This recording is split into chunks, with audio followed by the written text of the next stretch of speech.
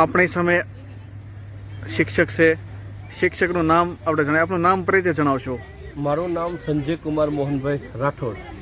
અને સંજયભાઈ, તમે કઈ જગ્યાએ ટૂંકમાં શિક્ષક તરીકે જવાબદારી નિભાવો છો? અમરેલી જિલ્લાના લાઠી તાલુકાના નારાયણગઢ પ્રાથમિક શાળામાં શિક્ષક તરીકે એની ફરજ નિભાવું છું. તમે આજરોજ ન્યૂઝ મીડિયાની ટીમને જે સંપર્ક કર્યો તે શેના માટે સંપર્ક કર્યો હતો? શું તમારું ટૂંકમાં જે કામ અટકે છે, ક્યાં અટકે છે, તેની વિગત આપશો.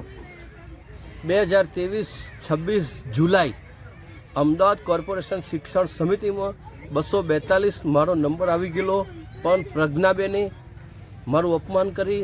પ્રજ્ઞાબેન સાહેબ કોણ છે? પ્રજ્ઞાબેન શાસનાધિકારી. શાસનાધિકારી ક્યાં ટૂંકમાં છે? અમદાવાદ કોર્પોરેશન શિક્ષણ સમિતિમાં. હા, તો તમે ટૂંકમાં શેની માટે માંગણી મૂકી હતી? મારો જિલ્લા ફેર બદલી કેમ્પમાં. હા, તો શું ટૂંકમાં પ્રજ્ઞાબેન શું કરે તમારી સાથે?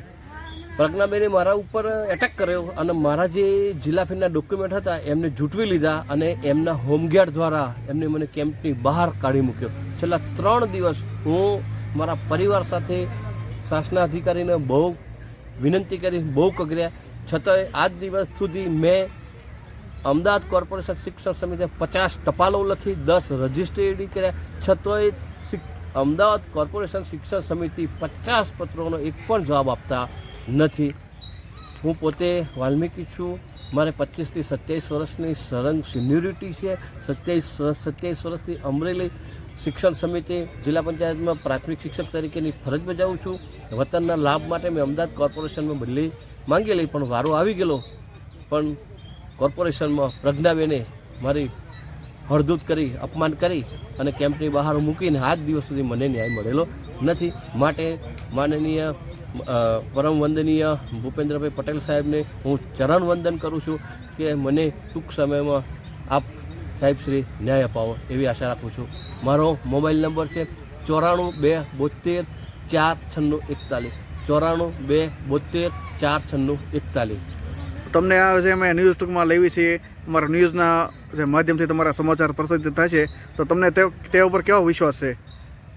હવે ખરેખર મીડિયાના માધ્યમથી આ અગાઉ પણ મેં 2 થી 3 વખત મેસેજ સંદેશ મોકલ્યો છે.